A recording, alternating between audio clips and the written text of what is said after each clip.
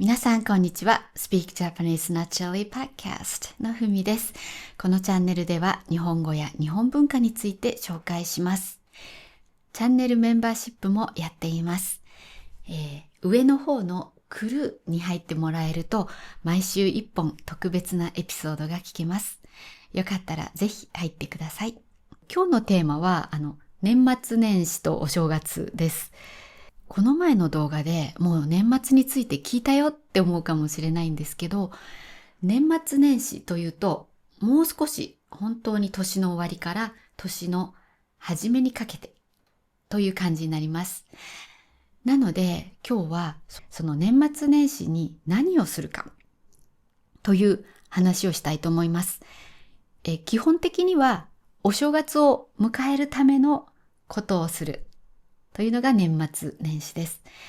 なので、年末年始っていう時期がいつかということと、年末に何をするか、そして年始、お正月になってから何をするかというお話をします。日本のね、年末年始、そしてお正月がどんなものか、ぜひ楽しんで聞いてください。では最初に年末年始がいつなのかなんですけど、普通に年末といえば12月に入れば年末です。でも年末年始という一つの言葉にした場合は年末年始のお休みのことを指しています。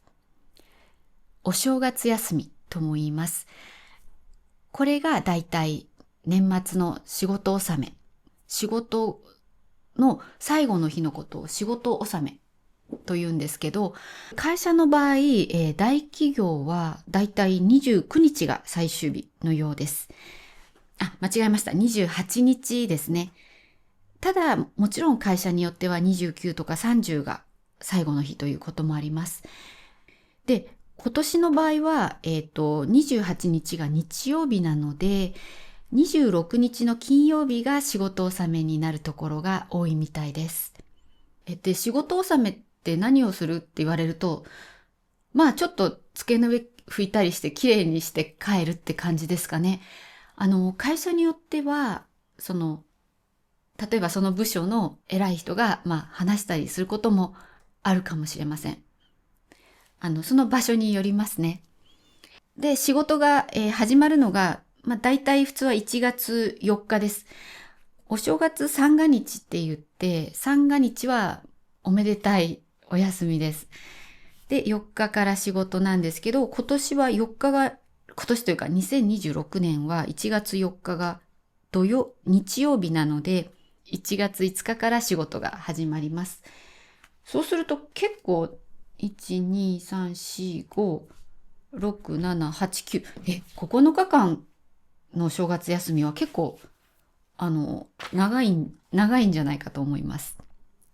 学校、小中高は、だいたい12月23、24、25、このあたりから冬休みに入って、1月に学校が始まるのが多分6、7、8とか、その辺になってくると思います。会社と違って、そんなにすぐ始まる感じはないですね。お休みに何をする人が多いかというと、実家がある人は、実家に帰ることが多いです。例えば、学生とか、あと社会人で一人で暮らしてるとかだと、だいたい自分の親の家、実家って言うんですけど、実家に帰ります。で、あと私ぐらいの年ですでに子供がいても、実家に帰ることもよくあります。今年は、うちも実家に帰ります。で、去年、一昨年とかは、実家の親が、ちょっと大変だから、うち5人も家族がいるし、兄のうちは4人なんですね。で、いつもみんなで集まってたんですけど、大変だから集まらなくていいかな、みたいなことになって、去年、一昨年は、私の家に兄家族が来てました。でも今年は親が来てって言ってくれたので、行きます。ただあんまり疲れさせちゃいけないなと思って、一泊だけね、しようかなと思ってます。そんな感じで実家に帰るんですけど、あとは自分が子供たちを迎える側にもなります。例えばうちは、その1月1日2日で今年は私の実家に行きます。なんですけど、それより前に多分今一人暮らしをしている娘がうちに帰ってきます。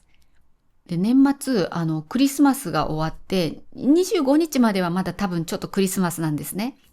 でも、26日からスーパーとか変わります。今度は年末用の食品が売られることになります。どういうものかっていうと、おせち料理の材料とか、あともう袋を開けたらそのまま出せるおせち料理に入れるものとかが、売ってます。多分もう今も売ってるんですけど、今はなんとなくまだクリスマスのものも売ってるんです。でも26日過ぎればもうおせちのものだけが季節のコーナーに置かれることになります。おせち料理というのはお正月に食べるおめでたい食べ物のことです。おせち料理を入れる入れ物、箱のことを、お重とか重箱と言います。重ねる箱と書きます。で、それは福が重なるようにということだそうです。福っていうのは幸運とかおめでたいこととか幸せなことです。あと、おせち料理には三が日、1日、2日、3日は火を使わない、つまり料理しないという意味があったそうです。それで火を使わなくて済むようにおせち料理として年末に作っておくということになります。昔は料理を作るのが大変でした。どういうことかっていうと、今みたいにガスがなかったじゃないですか。今はピッて押すとかすると火がつきますよね。でも昔は火を起こすところから、木を燃やすところから始まっていたわけです。だから大変だったんですよね。で、そういう3日間だけ、1年に3日間ですけどね、休めるようにっていう意味も、その家事をしなくて済むようにっていう意味もあったそうです。だから、その前に作っておくっていうことですね。だから前が大変だったわけですね。で、おせち料理にはおめでたいものがいろいろ入ります。例えば子供が好きなものとしては、伊達巻きというのがあります。これは、卵を焼いて巻いたものです。で、これぐらいの太さがあったり、結構大きい太さのものなんですね。甘い卵焼きです。あと、栗きんとんっていうのもあります。これは、栗の実を甘く煮て、さつまいもをまた甘く煮たものの中に入れるものです。すごい甘いんですけど、これ結構人気ですね。あと黒豆もあります。黒豆は黒い豆を砂糖で甘く煮たものです。柔らかく。これ美味しいですね。あとかまぼこっていうのもあります。かまぼこは、お魚の身で作った、ソーセージみたいな感じのものです。で、ただその板の上に乗っていて、ちょっと丸っこい感じで板の上に乗っています。で、それ切って食べます。なんで、かまぼこは基本家では作らないと思うんですね。栗きんとんも買う人が多いですかね。黒豆も買う人が多いです。でも黒豆はまだ作ろうと思えば作れる簡単さではあります。伊達巻きも買う人が多いかなと思います。あとじゃあ子供に別に人気があるかどうかはともかく、他にはタイっていうお魚、これめでたいと重なるので、タイはおめでたい魚なんです。で、そのタイを焼いたものとか、あとですね、エビとか、エビを茹でたものとか、あと煮物も入ってきます。煮物っていうのは根菜っていう根っこの野菜、例えば人参とか大根とか里芋とか、そういうのを、大体鶏肉などと煮ることが多いです。で、これも砂糖と醤油とみりんなどの味付けなので甘くなります。そう、日本の料理って結構甘い料理が多いんですよね。で、そういう煮物が入ったり、そういういろんなのが、本当にすごいしっかりしたものだと3段ぐらいのお重に入ることになります。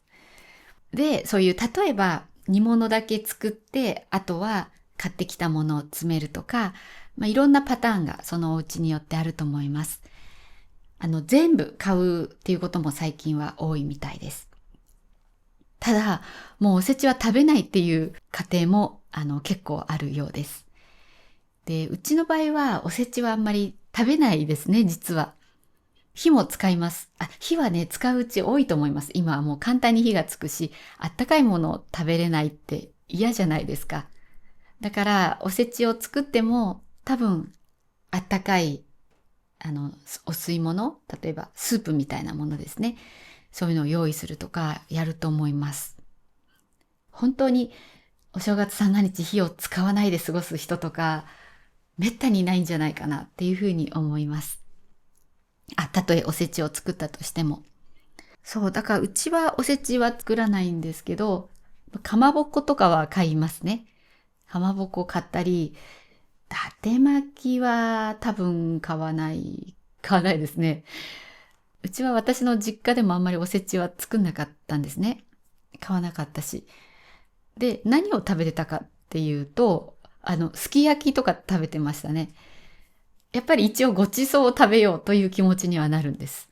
なので、すき焼きとか、しゃぶしゃぶとか、あとお刺身とか、いつもより美味しいものを食べようっていう感じはありました。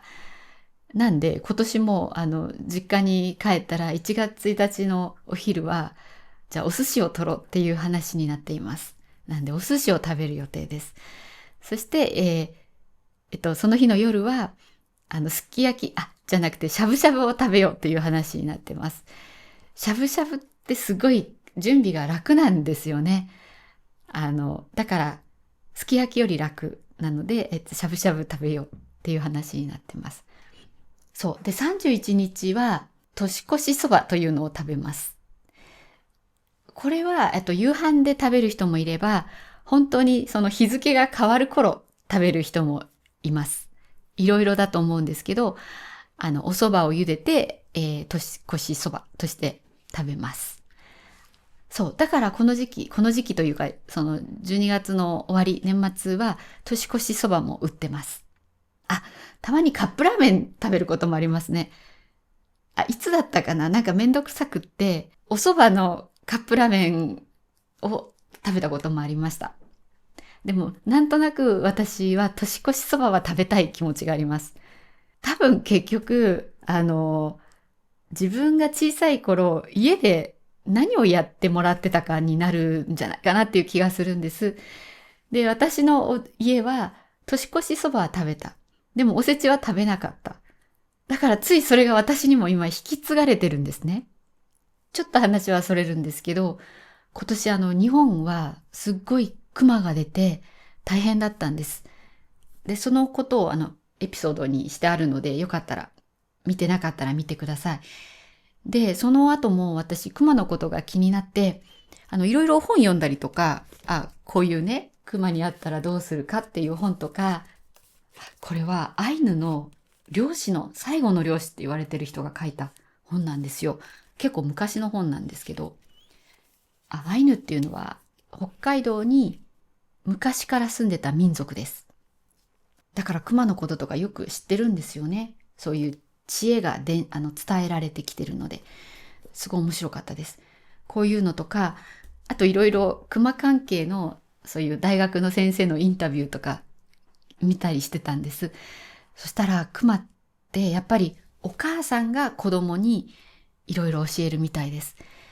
だから例えば人を食べれるって思う熊っていうのは、お母さんが人を食べてた熊は、子供も人は人を食べるようになるとか、なんかそういうのがずっとあるみたいです。で、熊ってすごい頭良くて、そうやって学ぶんだそうです。だから、もう熊でもそうですけど、人もね、家庭が大事ですね。だからうちは結局おせちは作らない家庭になってしまっているので、うちの子供たちは将来どうなるんでしょうかね。おせちを作らない家庭にやっぱりなるのかもしれませんね。はい。で、話はそれましたが、そう、年越しそばを食べますね。食べ物はそんな感じなんですけど、12月31日にちには、紅白歌合戦というものがあります。テレビで。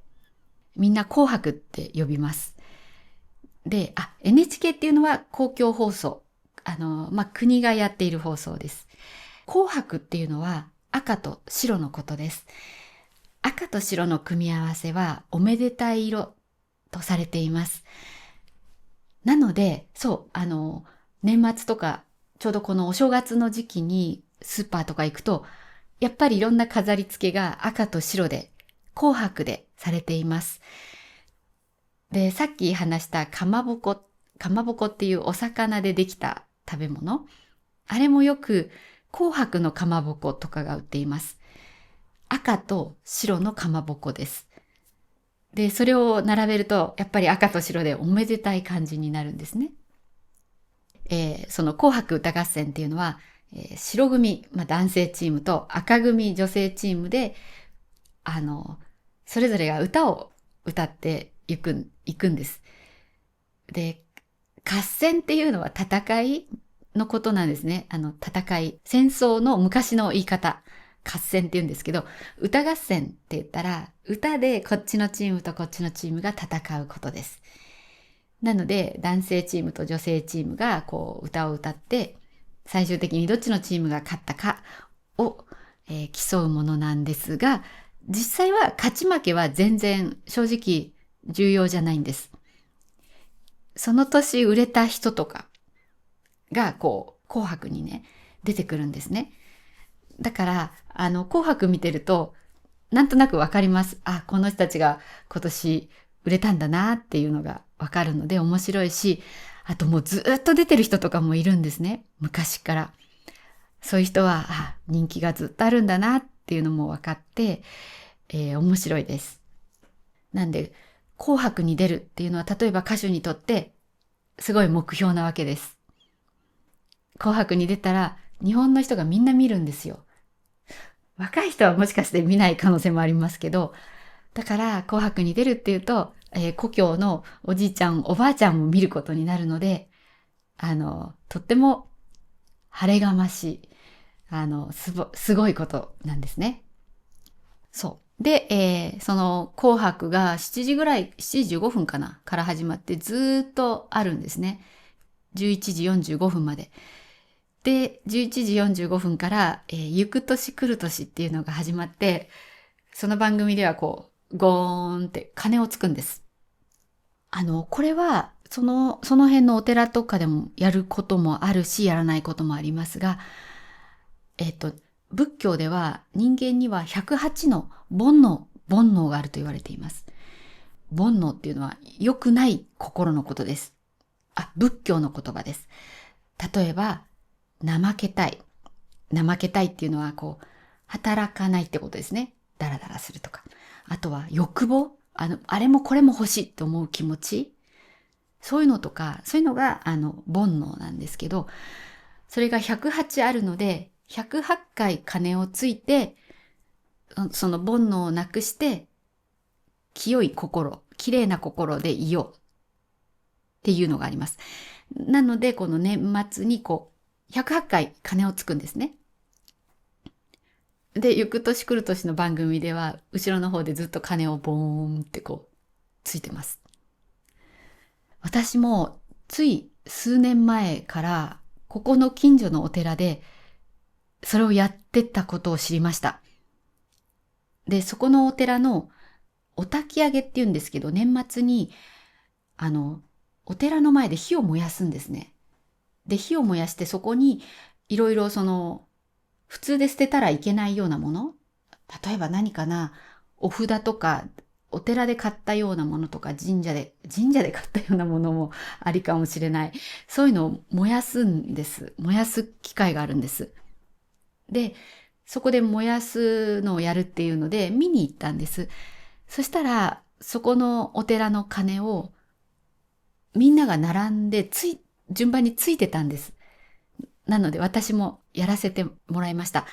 そう、鐘は作っています。鐘って結構でっかいんですよ。こういうでっかい鐘の横に木の棒が上からこう縄でぶら下がってるんですね。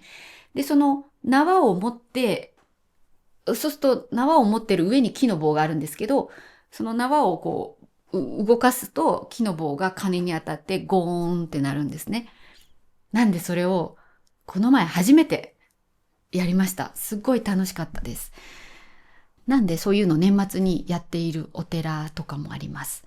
今年もまたそこ行きたいなって思ってます。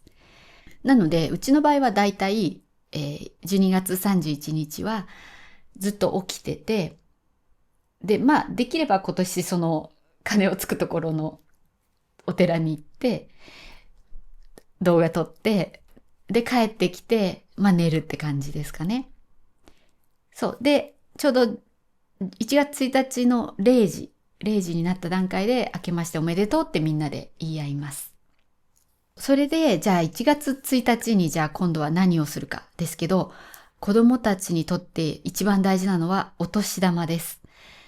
お年玉はお小遣いをあげるんです。自分家の子供とか親戚の子供にあげます。で、今成人、大人になる年齢が18歳なので、18歳ぐらいまではあげると思います。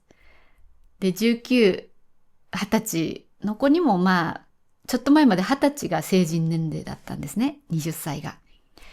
なんで、うちは多分あげると思います。で、なんなら私の親がですね、まだくれたりするんですね。私たちにまでお年玉を。なので、ありがたくちょっともらったりしています。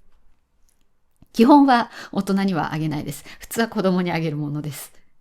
はい。で、それから、お正月はお雑煮を食べます。おせち料理が、1月1日は、まあ、そのおせち料理を食べるんであれば、おせち料理を食べて、あと、お雑煮を食べる人も多いです。うちはいつもお雑煮を食べます。お雑煮っていうのは、お醤油のスープですね。お醤油、だしを取ったお醤油のスープの中に、お餅が入ってます。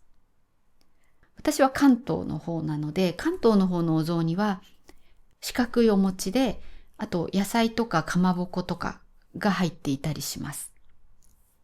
で、これ結構地域によって違うみたいなんですね。夫の実家は福井なんですけど、まあどっちかっていうと関西寄りですね。あっちだとお餅が丸かったんですよ。で、面白いなって思いました。で、あと入れるものとかも、あと違ったり、味噌で作るところもあったりします。なんで、そのお雑煮はいろんな地域によっても家庭によっても違うと思います。でも、お雑煮を食べると、なんか、お正月だなっていう感じが私はします。そう。で、あと、初詣に行きますね。年が明けてから。なので、これはもう、夜のうちに初詣のために並んでいる人たちも多いです。初詣はだいたい神社に行きます。で、さっき言った12月31日に108回鐘をつく、そのことを除夜の鐘と言います。で、除夜の鐘をつくのはお寺。基本的にはお寺なんですけど、初詣に行くのは基本的には神社です。お寺の場合もあるので、絶対神社ってわけじゃないんですけど、大体神社が多いです。で、そうすると、もう、有名なところは、もう12時の前から並び出して、もう、1月1日になってすぐお参りができるように並んでるような場所もあります。で、私も昔、明治神宮、まだすごい若かった時に、その明治神宮の初詣にもう夜のうちに並んで行ったことがあります。すごかった。楽しかったです。で、今は私はそれはしないんですけど、去年とか息子は行ってましたね。もう夜のうちに、近くの神社があるんですけど、友達と待ち合わせてるから行ってくるって言って、11時半とかなんかそれぐらいの夜に出かけていきました。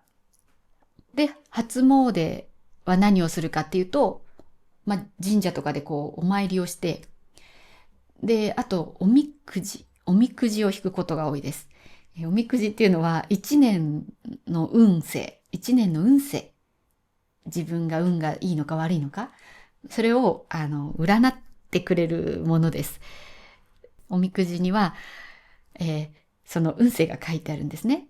で、大吉が一番いいんです、何より。大吉の次が中吉、小吉ってなっていて、一番悪いのが大凶です。大凶か凶ですね。そう、もう凶が出るともうほんとやる気を失います。もう最悪って。で、私浅草の浅草寺っていうとっても有名な、あそこはお寺ですね。あそこでおみくじを何回も引いたことがあるんですけど、あそこは何回も凶が出たことがあります。そう、他はね、そこまで凶は出ないのに、あそこはいつも凶が出るんですよ。皆さんどうでしょうか？浅草寺に行ったらおみくじを引いてみてください。1月1日じゃなくて1年中おみくじは引けます。で、1回100円とか安いです。なんでぜひ引いてみてください。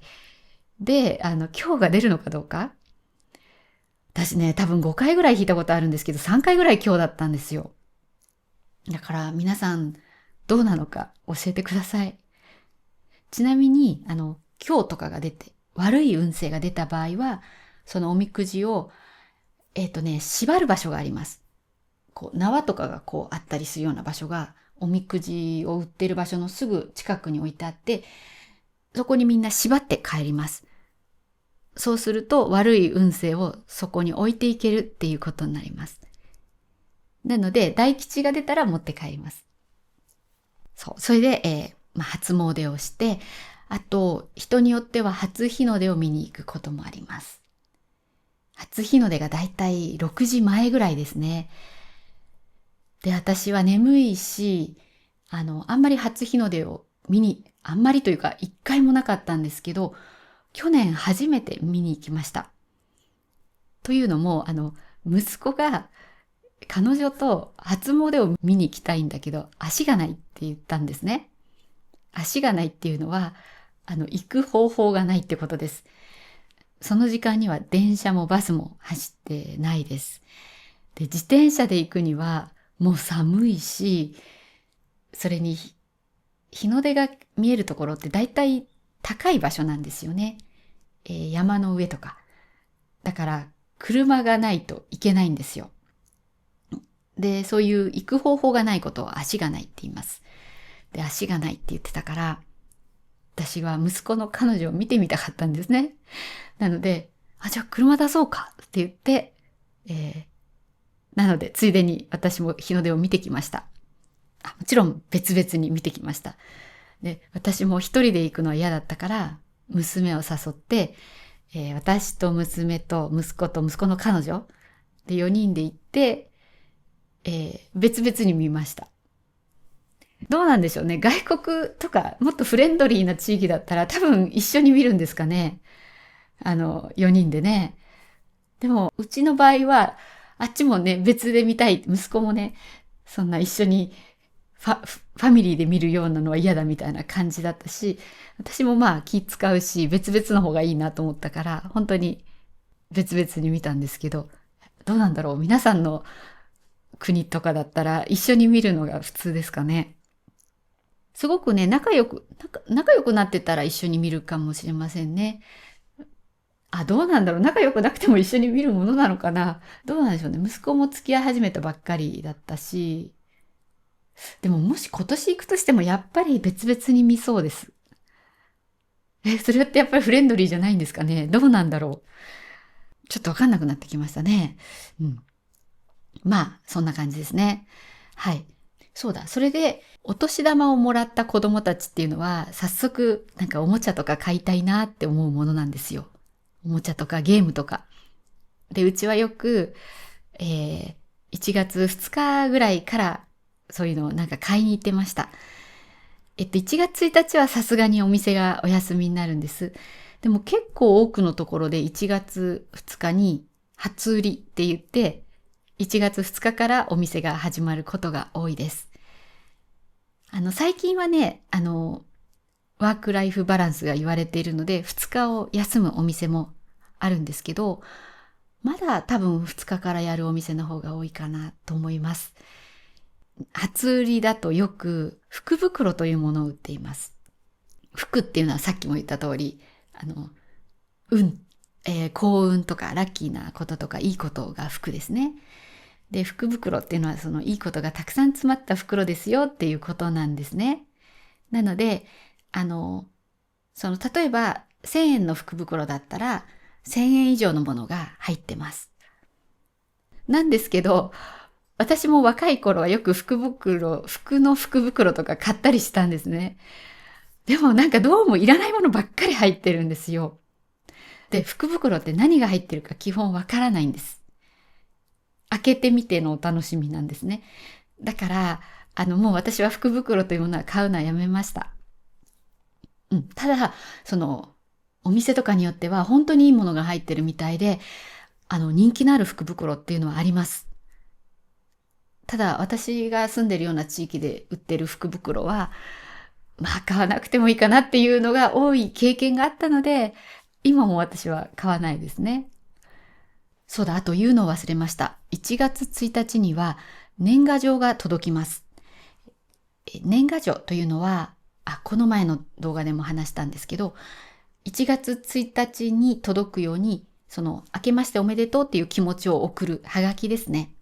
だいたいハガキに明けましておめでとうございますとか、金河新年って書いてあります。で、その年賀状を、25日までに投函するんですね。投函ってポストに入れることです。そうすると1月1日に届きます。だから郵便局で働いてる人は本当に大変ですよね。1月1日から配達をしなきゃいけないということなので。そう、だから年賀状の数は年々減ってるっていうふうに話したんですけど、でもやっぱり1月1日にまだ配ってるっていうことは、1月1日に働いてる人がいるっていうことなので、大変だなって思います。そう、昔はよく、ポストに12月になると、年末年始郵便局で働きませんかっていうアルバイトのお誘いが入ってました。で、よく高校生とかがそういう時にちょっとお小遣い稼ぎで働いたりするって聞いてました。今年はそういうお知らせも入らなかったので、もう今はそんなにいらないのかもしれないですね。少ないから。ともかく1月1日に年賀状が届いて、2日はお休みで3日にまた続きの年賀状が届きます。そう。で、またちょっと時間が前後しますが、12月の末にクリスマスが終わった後、お店とかにお正月用の飾り付けがされると思うんですね。で、竹みたいのがぐるぐる巻いてある、ちょっと華やかな飾りを門松と言います。で、普通にお店とか行っても入り口の辺に置いてあります。あと、こういうちっちゃい門松も家庭用に、売ってます。で、そういうのを、飾る人が多いです。で、あと、玄関には、このお正月飾りの、なんでしょうね、縄をくるんだようなものみたいな、玄関に、ドアの外側に、飾れるような飾りが売ってます。で、そういうのも飾る人が多いですね。多いかな？多くないかもしれないな。うちの近所は年末の前ぐらいにそういうお正月飾りの絵が描いてあるポスターが配られます。なので、大体のうちはそういう実際の飾りじゃなくて、ポスターを玄関の外に貼ってます。なんでうちもそれを貼ってます。そういうのを外すのが、一応調べると関東とかの辺では7日ぐらいまで飾るそうです。で、その後取るですね。で、関西の方だと15日まで飾っていたりとか、そういう場所もあるそうです。だから地域によって違いますね。で、私が住んでるところって関東の中に入ってたり入ってなかったりする地域なんですね。だから、去年はね、私は周りを見て、みんなが外した頃に外したんですけど、それが何日だったのか忘れちゃいました。なんで今年はちゃんと覚えておこうと思います。地域によるので、地域を見てればまあわかるというところですね。で、年が明けてから初めて会う人には、明けましておめでとうございますっていう挨拶をします。なので、例えば今年だったら会社が1月5日に始まるとしたら、1月5日に会社に行ったら、会った人同士でみんな、明けましておめでとうございます。今年もよろしくお願いしますっていう挨拶をします。みんな、今年もよろしくお願いしますって言います。覚えておくといい言葉ですね。だから道で近所の人と会っても、明けましておめでとうございます。今年もよろしくお願いしますって言います。なので逆に、年末は、また話が前後しましたが、年末は、また来年もよろしくお願いしますって言ってさよならします。良いお年をって言って。そう、年末の挨拶は、もう1月1日まで会わないって分かってる人には、もう12月の終わりぐらいから、じゃあ、良いお年をお迎えくださいって言って別れます。寝正月という言葉があります。お正月って、1月1日なんですけど、三が日っていう正月の1日、2日、3日がまあお正月というふうにも考えられます。で、結構それをゴロゴロ寝っ転がって過ごす人も多いんですね。あんまり出かけないで。そういうのを寝正月って言います。寝てテレビ見てダラダラして過ごすお正月ですね。寝正月もね、すごくいいと思います。そう、テレビもなんかお正月特番みたいのをずーっとやってるんですよ。お笑い、それこそ前動画にしたお笑い芸人さんたちがいっぱい出てくるようなお笑い番組もね、ずーっとやってますね。だからそういうのを見たりとかして過ごしてますかね。皆さんはいつもどういうお正月を過ごしますか？最後にメンバーシップに入ってくださっている方のお名前を言います。エドモさん、デブさん、アルビレオさん、デルタさん、レイドさん、キム・ヨンマンさん、ジョ・モギョンさん、ベンジャミンさん、コウ・エイケイさん、ニヌアさん、チチさん、ウーさん、シンガンキルさん、ジム・ハバートさん、ジュン・チャンジョンさん、ジョアンナさん、アメッシュさん、ナグアさん、イン・ヨインさん、アップルパイさん、ガール・アブロードさん、パク・キヨクさん、スティーブン・チェンさん、チャンドルさん、クリスティーナさん、オー・ウェンハオさん、ジュン・ファリーさん、ビービーガン・メイク・ピースさん、ヨン・オク・キムさん、チャルトン・ローさん、グエントワン・アインさん、ジョ・ミンジェさん、チャン・ジテさん、ビッグ・ガッさん、カンチョさん、リリアさん、メンバーシップに入ってくださってありがとうございます。とっても励みになります。まだ入っていない皆さんもよかったらぜひ入ってください。では今日のエピソードはここまでです。次回は新年の抱負についてお話します。毎年ね、今年はどんな一年にしようかなって考えるじゃないですか。その話をしたいと思いますので、皆さんもぜひどんな一年にしようかなっていうのを考えておいてください。では今日も最後まで見てくれてありがとうございました。見てくださる皆さんのおかげでこのチャンネルは結構成長しました。本当に嬉しいです。感謝しています。来年も頑張りますので、またぜひよろしくお願いします。では皆さん、良いお年をお迎えください。アニメのセリフ真似して発音練習